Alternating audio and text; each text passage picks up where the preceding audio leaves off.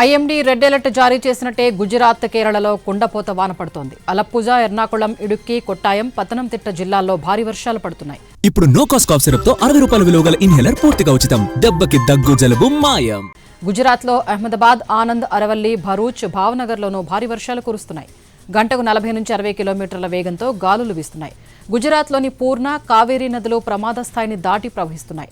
ముందస్తు చర్యగా జనాన్ని సురక్షిత ప్రాంతాలకు తరలించారు. వర్షాల కారణంగా కొన్ని రోడ్లను మూసివేశారు. పాఠశాలలు, కళాశాలలకు సెలవు ప్రకటించారు. ఎస్డీఆర్ఎఫ్, ఎన్డీఆర్ఎఫ్ బృందాలు, ఆర్మీ సిబ్బందిని అప్రమత్తంగా ఉంచారు. కేరళంలో కురుస్తున్న భారీ వర్షాలకు ఇడుక్కి జిల్లాలోని కళ్లారుకుట్టి డ్యాం గేట్లను అధికారులు తెరిచారు. జలాశయం గరిష్ట నీటి మట్టానికి చేరుకోవడంతో నీటిని దిగువకు విడుదల చేస్తున్నారు. మొత్తం 5 గేట్లను 6 అడుగుల మేర ఎత్తి వాటర్ని వదులుతున్నారు. దీంతో పెరియార్ నది పరివాహక ప్రాంతాల్లో నీటి ప్రవాహం పెరిగే అవకాశం ఉందని అధికారులు హెచ్చరించారు.